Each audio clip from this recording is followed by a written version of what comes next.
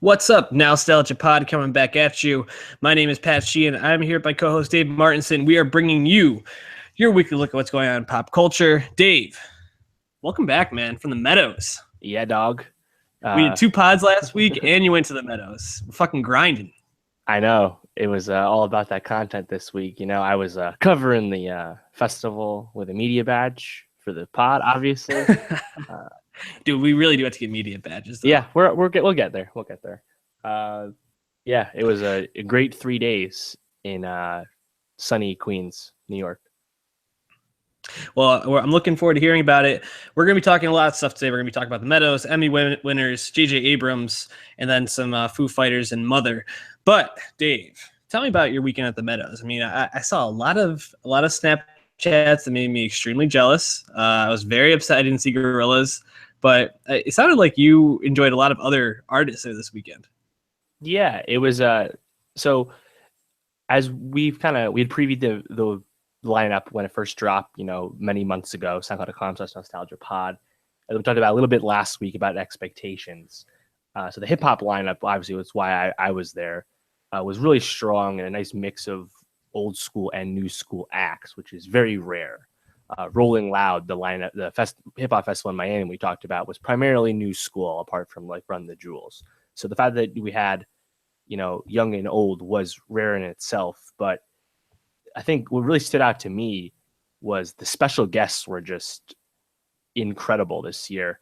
And a big part of that was LL Cool J, who shut it down the day before he was presenting an award at the Emmys, because, he's everywhere. He brought out Q-Tip and Jerobi from A Tribe Called Quest, and they did award tour. He brought out DMC for It's Tricky from Run DMC, and he brought out Grandmaster Flash and the Furious Five to do the message. Like, it was an amazing set. And then on the other side, new school, Future, who was actually really solid live, brought out Nicki Minaj and Yo Gotti for a song, and then Young Thug for 3 songs. Mask off. Fucking mask off. Yo. Yeah, dude. Yeah, Brian Hines, our friend Brian Hines, friend of the pod. Yep, I was with him all weekend. He sent me a video of Future performing Mask Off because I asked him to, but then he was like, yo, he brought out Nicki, and I was like, oh no, I missed Nicki. I'm not even a huge Nicki fan, but like star power to just like bring it out as a guest. Exactly. And that's, you can go to Nicki's Instagram, and there's like a backstage video, and her caption's like, watch the crowd, they all realize I'm there at different times, they just get louder. And that was the only time where there was the rapid like push where everyone got much closer, because everyone lost their shit, because it's Nicki Minaj, it's a huge star, and she's also from Queens, but she wasn't expected to be there, especially to do her feature on a new Yo Gotti song. Like, you didn't expect it. But then fucking Thugger, dude, came out and did All About the Money, but then did Lifestyle, his best song, and that was epic.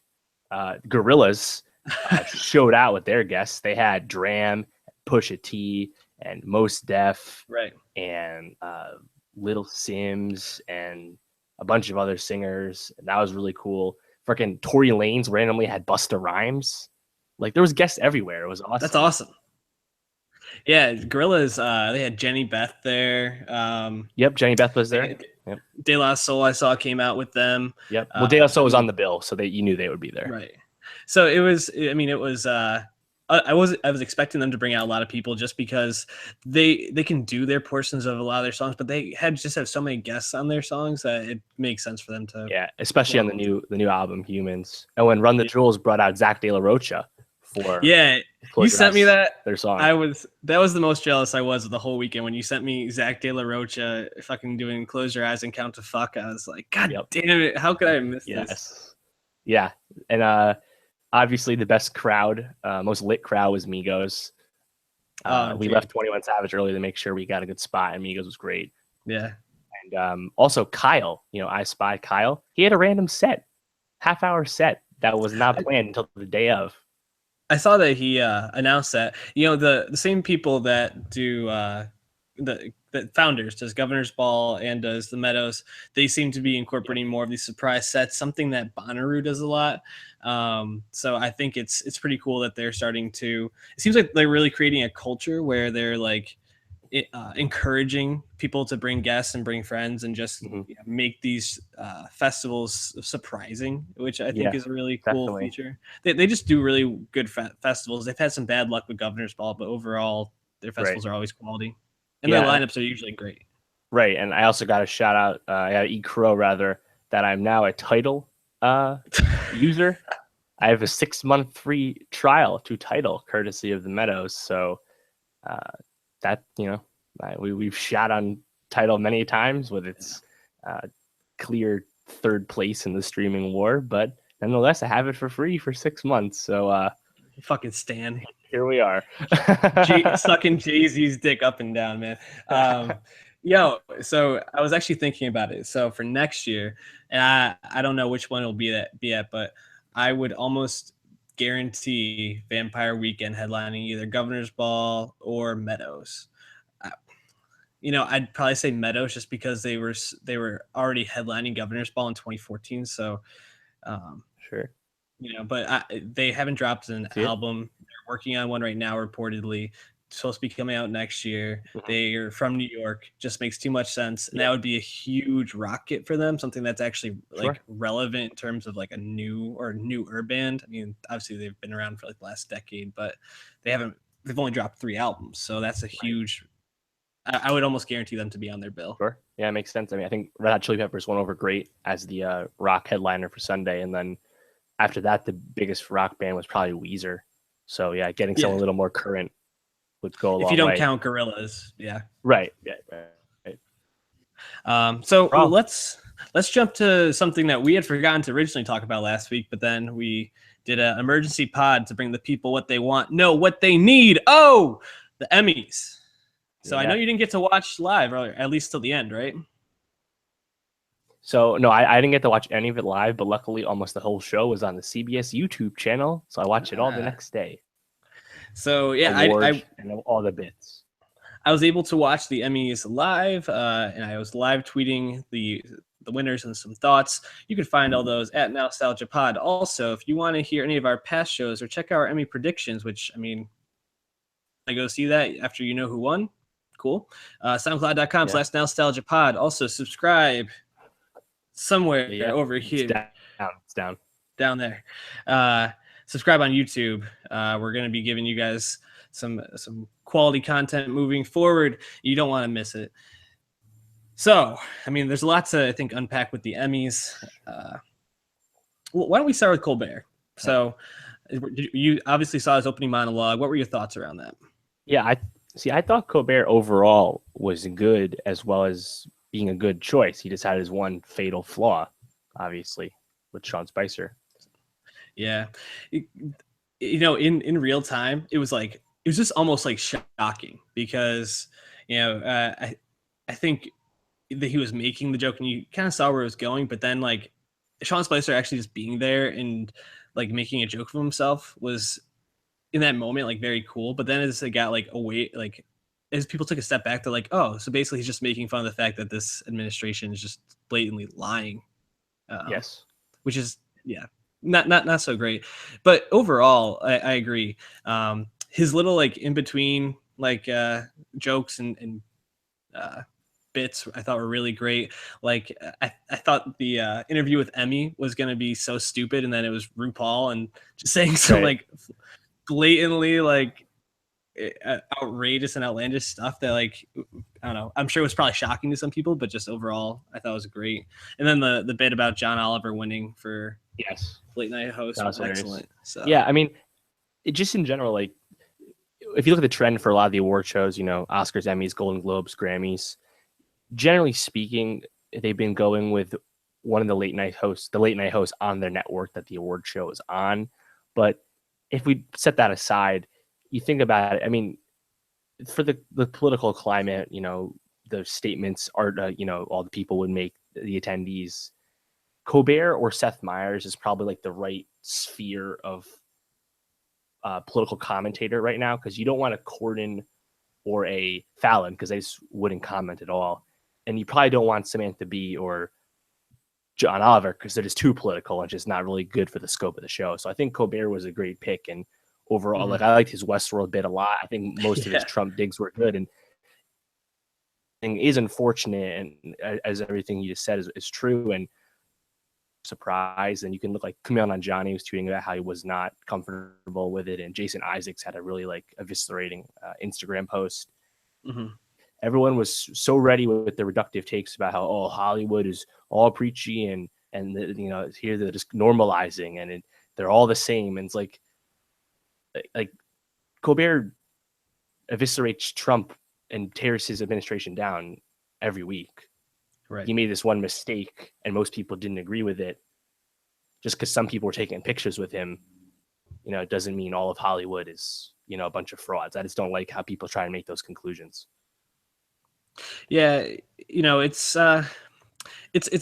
tough to really to parse out, because I do think it was a poor choice and a little tone deaf for someone that was hitting like every note and then to like fall that flat. But overall, Colbert I thought was good. I think I could see him hosting for a couple more years if he really wanted to, especially as long as Trump is president. I could see him possibly hosting. So why don't we move on to some other stuff, though, because I don't want to stay too hung up on just the host. Yeah, of course. Who would you say are like the big winners of the night? Yes, I mean, obviously, Hulu, right? Supporting actress, lead actress, directing, writing, and is streamer to actually win outstanding drama, beats Netflix. Netflix never won the top prize, despite having many more nominations in Hulu, and Amazon hasn't won it either. So that's a great great win for them. Part of me is disappointed by Handmaid's Tale, like effectively taking the place of Game of Thrones, because with the year with Game of Thrones not eligible, I was kind of excited for the opportunity for the wealth to be spread. Maybe Americans gets one in, or Better Call Saul or something. But no, it just kind of ran through it. Everybody they gave the Handmaid's Tale instead, which is fine. I mean, it's not like, I think the problem is there's just probably not enough awards. They could probably like recategorize stuff. You look at the limited series and anthology series, you could probably break up that stuff more. But overall, a lot of things we were rooting for happened. Donald Glover got 2, which was great. He beat out Jeffrey Tambor, which we were worried about. Aziz winning for Thanksgiving, the best episode of Master of None Season 2 was great. She becomes the first Black woman to win for comedy writing. That's really exciting. Shout out Jess Waith. There was like a stretch in the middle there, and this was one of the winners I had written down was diversity, where it was like Riz Ahmed won, and then Jess Waith won, and then Donald Glover won, and Kumail Nanjiani came out and like presented one of the awards, and it was just like, if you were like a child of color watching this, you must have been like, oh wow, there's actually people like me who are getting noticed for their work, which Kumail actually, I think, tweeted about, saying something like, seeing this as a kid, I would have passed out. Like, I would have lost my mind. I mean, and to that point, when Sterling K. Brown winning outstanding lead actor in drama series for This Is Us, which we, in the second year in a row, he's won an award. He's the first Black leader since Andre Braugher, 9th Black guy ever to win that award. So that one for directing for Handmaid. Woman win for drama directing since leader 19th. First, a lot of firsts in a whiles, which is great. Yeah, just to kind of circle back to Sterling K. Brown, how could they play him off but give Nicole Kidman like 10 minutes? Like, I mean, I think they were about to play Nicole Kidman off, and then she started talking about domestic violence, and they were like, all right, we can't really step on this. But Sterling K. Brown's speech was great. Yeah, no, it was, and thankfully got to finish it backstage and the interview part. I mean, Kidman's a bigger star, so she probably gets more of a leash, but Inarritu at the Oscars when he won Best Director, I think you just kind of need to tweak the program a little bit, because people want to see these speeches. That's why we're there, why people are watching. So you could probably like something like the Variety Talk series reality programming and some of those like other obscure directing stuff. Let's Right. put them on creative arts night. You know, they can still win, they can still get their speech, but the primetime award show, let's make sure all those major speeches aren't cut off because, you know, I mean, if we're here to prop up, we're here to congratulate all these great performances and great jobs. We'd like to hear the speeches, right? Absolutely. You know, just to highlight a couple more things from the night. I mean, you talked a lot about this, and I gotta give you some props. Big Little Lies had a huge night.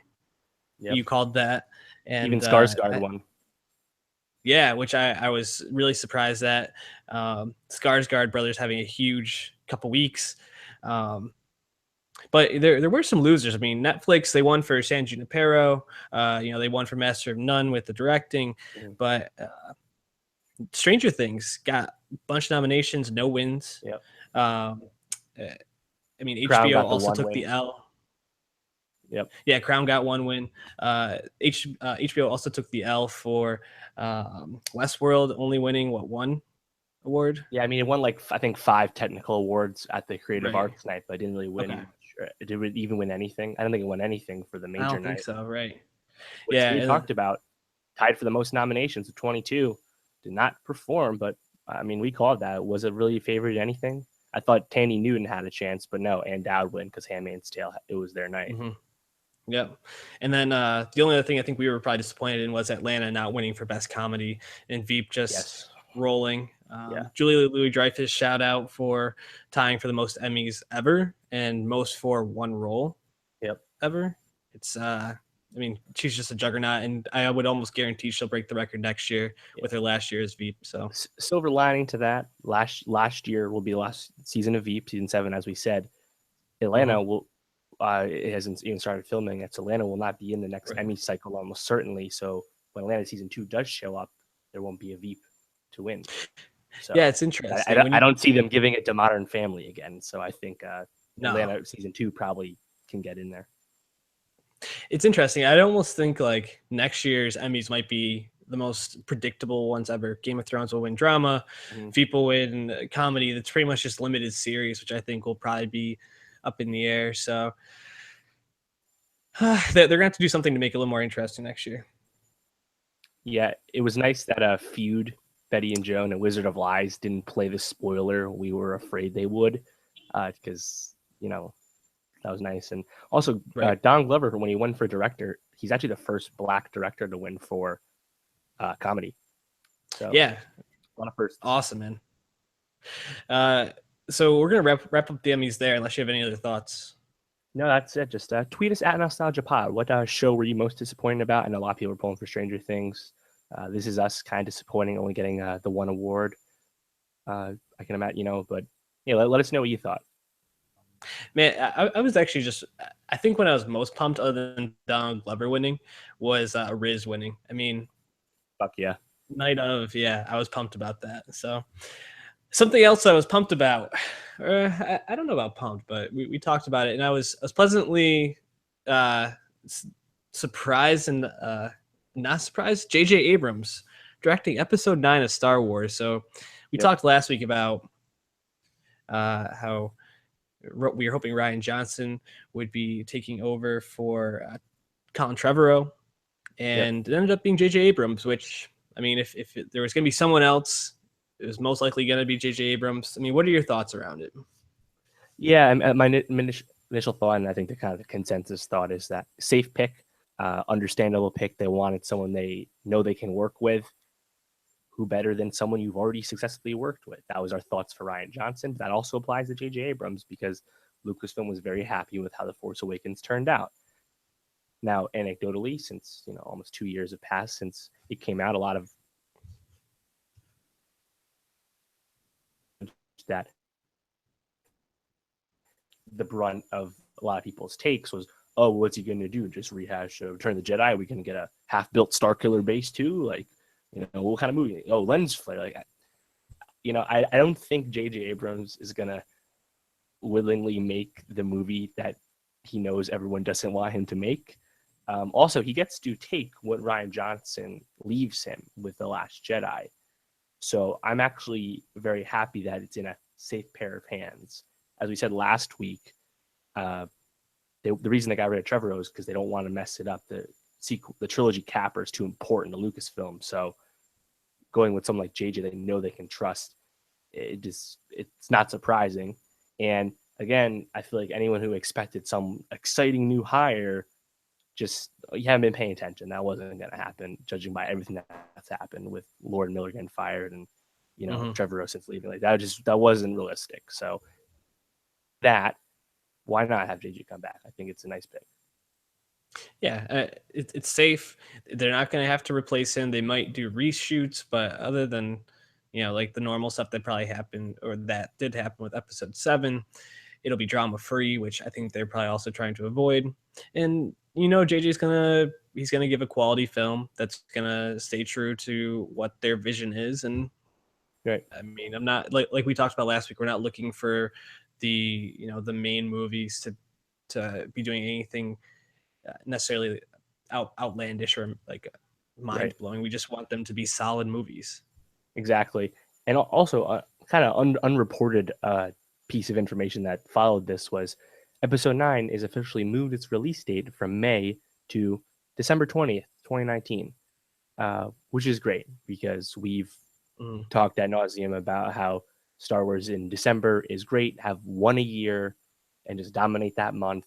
It's worked with Force Awakens, worked with Rogue One. Han Solo still currently in May. It's the only one in May right now. They haven't moved it yet, but there's no reason they don't move it later. But I don't think they probably will. But that's nice. Also, Chris Terrio is helping write episode 9 with JJ. He's kind of a partner of JJ's from the past.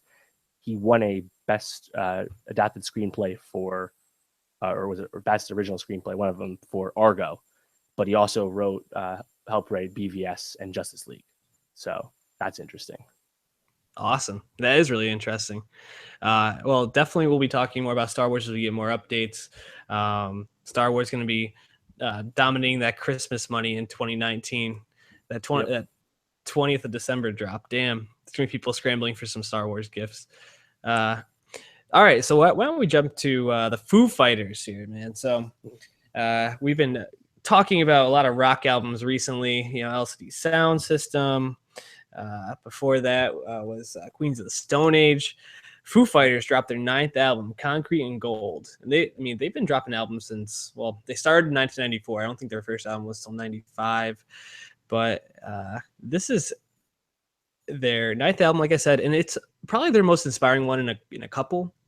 Sonic Highways was part of this documentary series where Dave Grohl basically like anoints as like the new king of like rock and roll, or like ambassador of rock and roll in a way.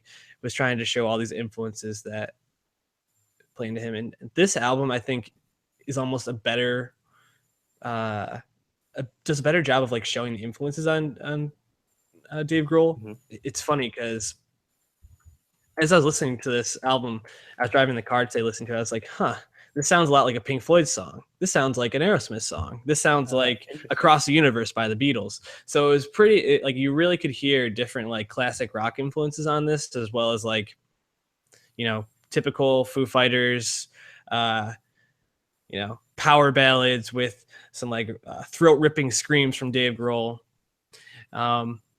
Before we get too far into it, I wanted to shout out the producer of this album.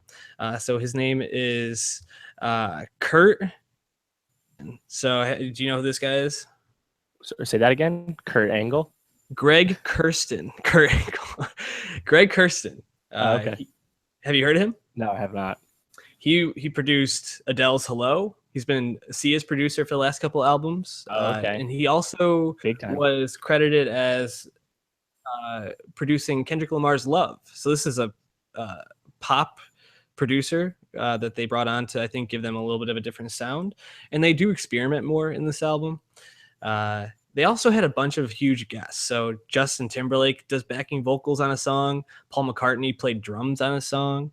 They had one of the guys from Boyz II Men do backing vocals for them. So yes, yeah, they really brought in a lot of different people to help out and just to give this a different vibe.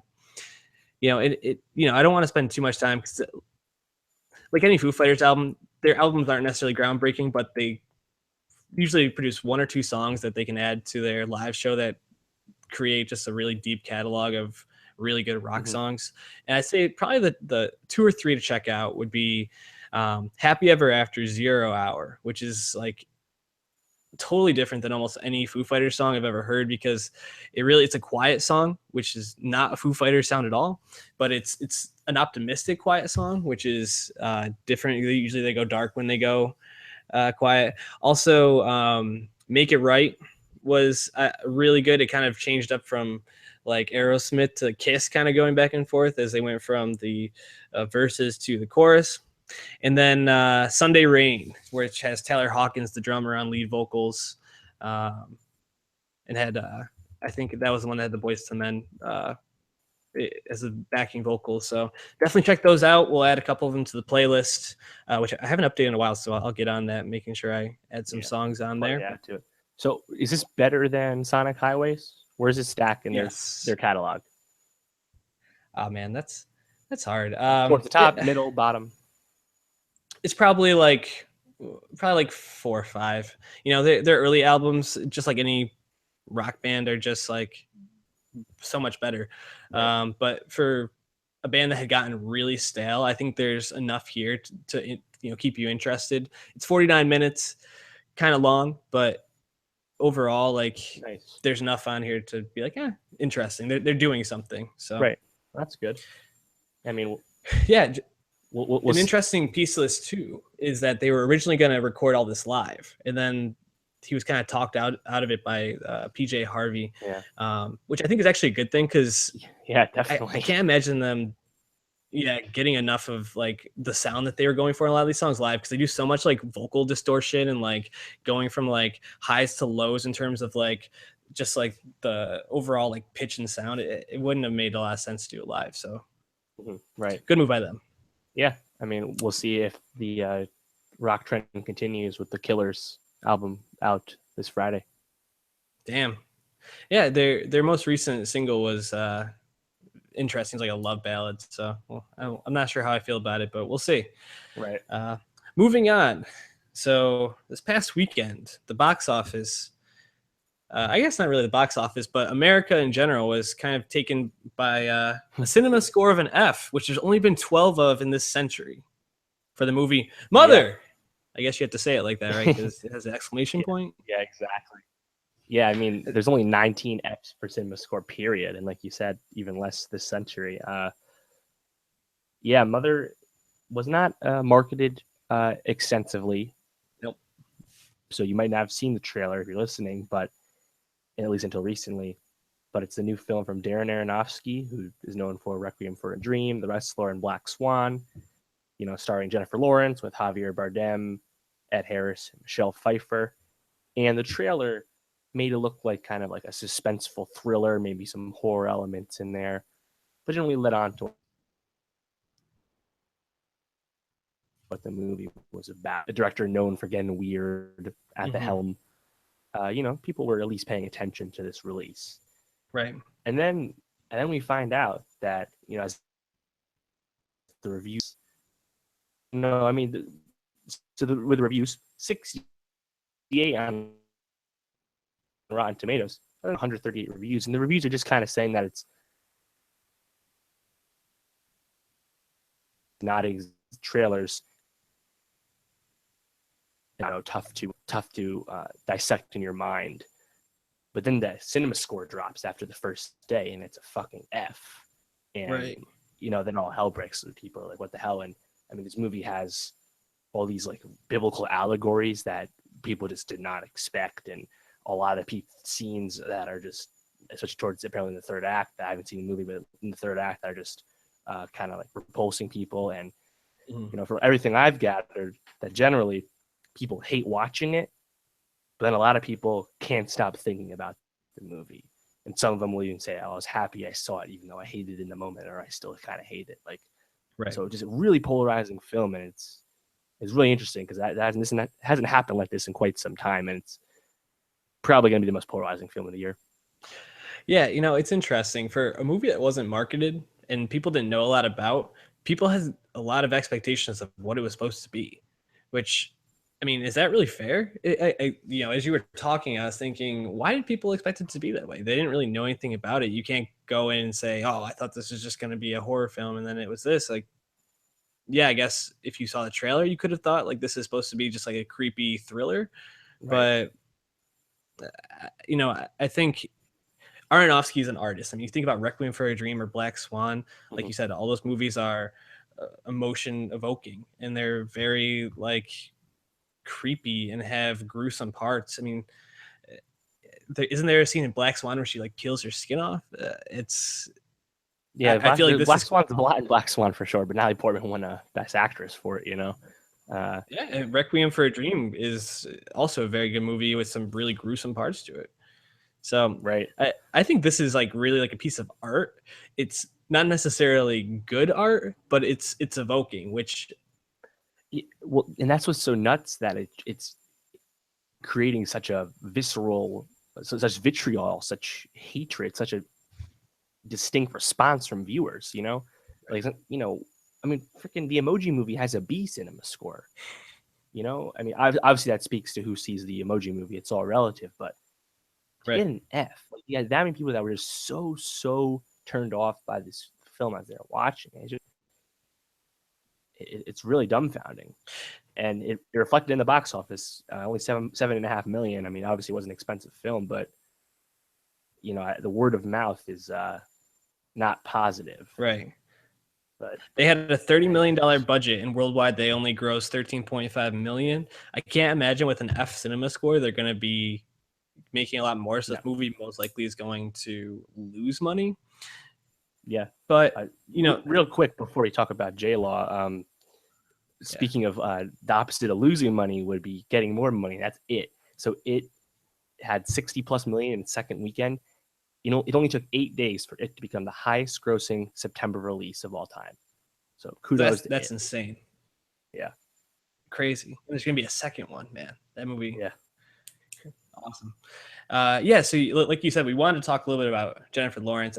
We've shared our feelings on her in the past. When Passengers came out, I'm not a huge Jennifer Lawrence fan. Where would you say Jennifer Lawrence's stock is at right now, given her last couple movies? I mean, Passengers was a flop. This is a flop. Yeah. See, it's interesting because like the Jennifer Lawrence stock is largely attributed to her choices in film. I mean, excuse me, if we just look back at the filmography and what's expected, like you said, Mother and Passengers are her last two releases. After that, X-Men Apocalypse, which wasn't good either.